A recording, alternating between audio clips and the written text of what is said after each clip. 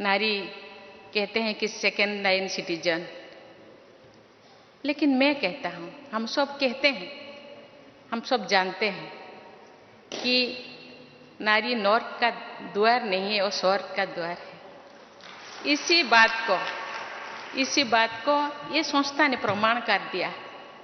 ये संस्था का जो भी चीफ होते हैं, चाहे सेंटर हो, चाहे गीत पाठशाला हो, चाहे सारा विश्व में जितने भी सेंटर्स है, उसका लीडर होते हैं महिलाएं और बहनें।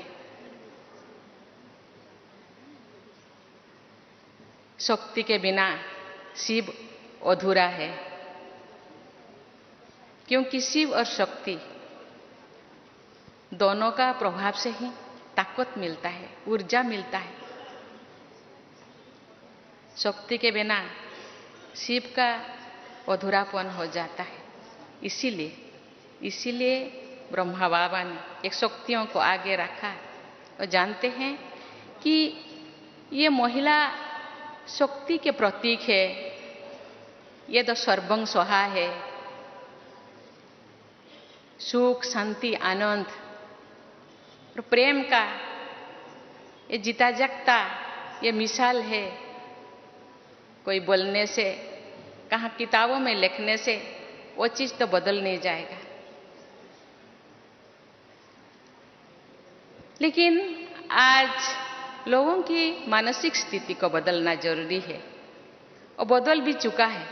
आज चारों तरफ ये है, भारत में ही है नहीं, सारे विश्व में कहते हैं महिलाओं को आगे लाना होगा। और समझते हैं आज नेगेटिविटी इतने बढ़ने का एक ही, मुझे बहुत सारे कारणों से एक ऐसे रीजन है, क्योंकि हम लोग महिलाओं को नेग्लेक्ट करते हैं। महिलाएं आगे आना चाहिए। आज चारों तरफ आरक्षण के लिए नारा लग रहा है। पॉलिटिक्स में आरक्षण, नौकरियों में आरक्षण और हर चीज में आरक्षण चाहिए महिलाओं को।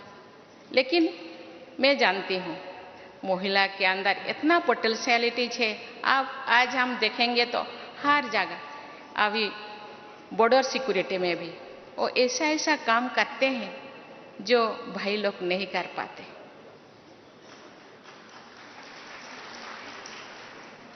अपने आप को प्रूव करना चाहते हैं, उनके अंदर जुनून है, यस मुझे करना है, मुझे आगे बढ़ना है। किसी के पीछे, मेरे पीछे कोई रहना कोई जरूरी नहीं, मेरे अंदर पोटेंशियलिटीज है।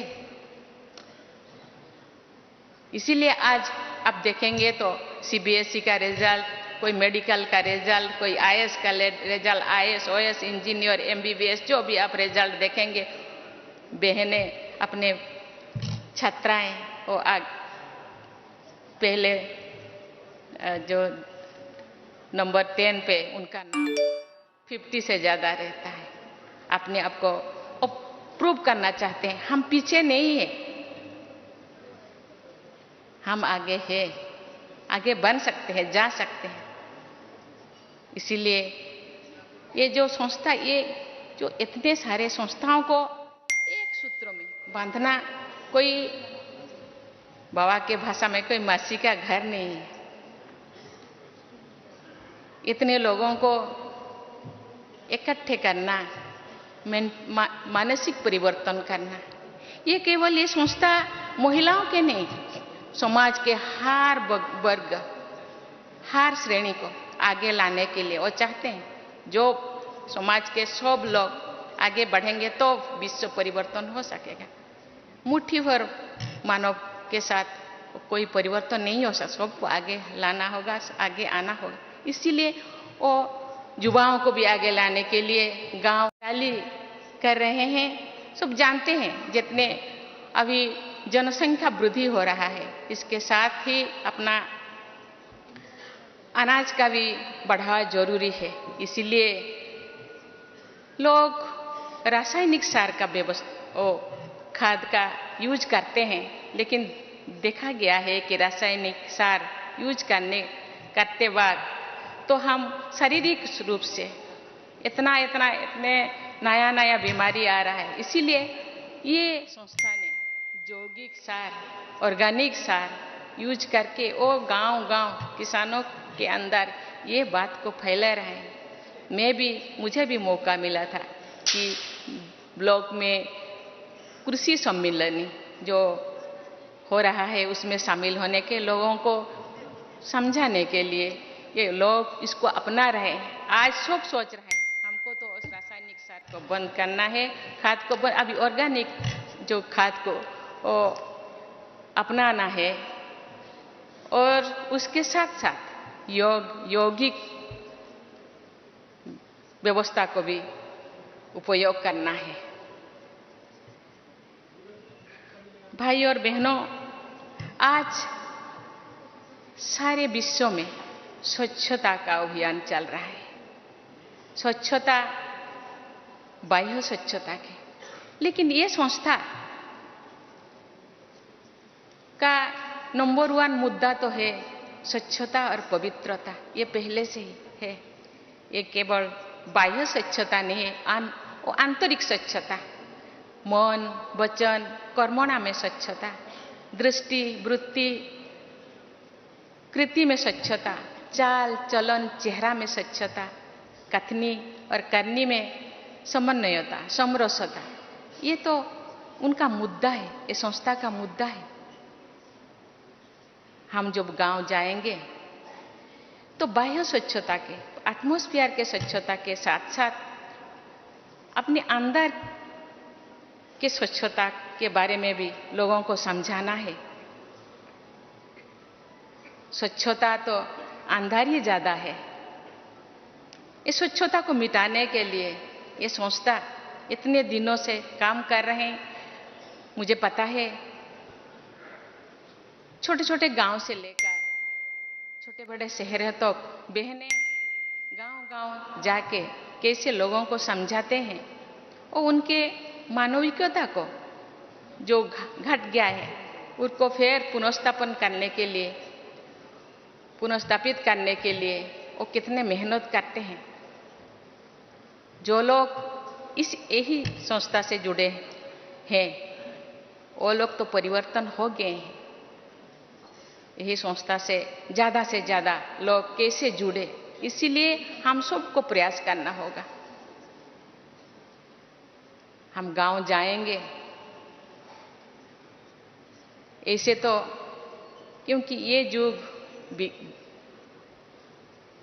एडवर्टाइजमेंट की युग है। आज तो सिनेमा वाले भी प्रमोट करते हैं, क्योंकि लोगों के पास जाने से ही ये सोचते हैं ये तो इतने व्हाइट ड्रेस, इतने परहेज, खान पैन, वो परहेज है, इसीलिए लोग डांटते हैं। लेकिन हम जाएंगे, लेकिन उनको समझाएंगे कि नहीं, बहुत सहजता से, बहुत आसानी से हम इसी संस्था से जुड़ सकते हैं और इसी संस्था के जितने भी श्रीमत है उसको हम फॉलो कर सकते हैं। इनका जो इस संस्था के जो मकसद है, ये मकसद, ये लक्ष्य जो बेहतर समाज की स्थापना, मुझे लगता है हम इसी तरह प्रयास करते रहेंगे तो वो दिन दूर नहीं कि ये समाज में जरूर बदलाव आएगा। महात्मा गांधी जी का सपने राम राज्य जरूर लौटेगा। इसके लिए हम सबको, बहनें तो प्रयास कर रहे हैं, जो गृहस्थी है उनको भी प्रयास करना होगा। कहते हैं कि example is better than advice. अपने आप को एग्जाम्पल बनाना है।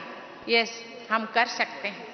हम महाकाश पे जा सकते हैं, मिट्टी के अंदर जा सकते हैं, पानी के गहराई में जा सकते हैं। तो इतना सारा, इतने थोड़ा से काम हम नहीं कर सकते। मैं जो सेंटर से बिलोंगिंग करती हूँ, वहाँ एक बार मुझे बहन जी ने बोली, दीदी आप थोड़ा गाना गाइए, मुझे तो गाना नहीं आ रहा है। तो मैंने मुझे हिंदी गाना मुझे याद आ गया, जो खिल सके ना ओ फूल हम है, तुम्हारी चरणों के धूल हम है, दया की दृष्टि सदा ही रखना, तुम्हें हम माता पिता तुम्हें। बहन जी ने बोले, दीदी आप तो बाबा कहते हैं बच्चे आप चरणों के धूल नहीं है, आप मेरे दिल के धड़कन है, आप तो आंखों के तारा है, आप तो मेरे दुलारी है, आप तो राजा है, राजा बेटा है। दया की दृष्टि नहीं।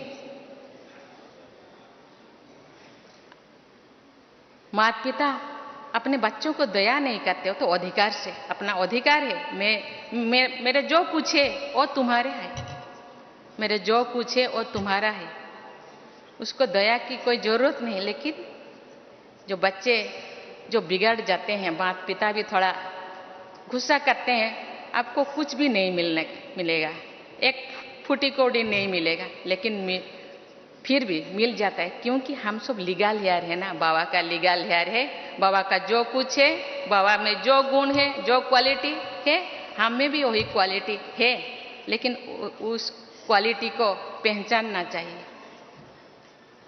और खुद उसको प्रयोग करने के साथ साथ दूसरों को भी।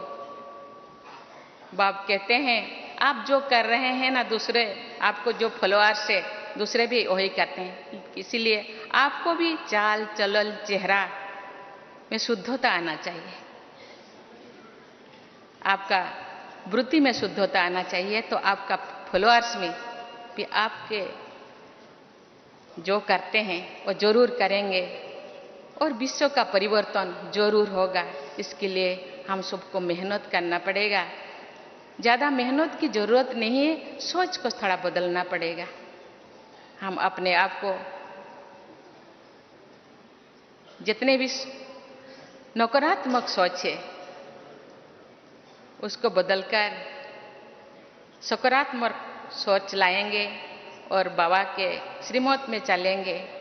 बाबा कहते हैं ये विश्व ये कंटे के जंगल है, इस कंटे के जंगल को फूल के जंगल बनाना है तो थोड़ा बहुत तो मेहनत तो करना पड़ेगा।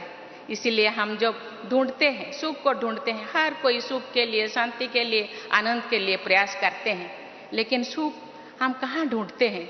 वस्तुओं में, वस्तुओं में सुख ढूंढते हैं, लेकिन वो सुख तो स्थायी नहीं है। लेकिन स्थायी सुख अपने अंदर है, उसको ढूंढना है।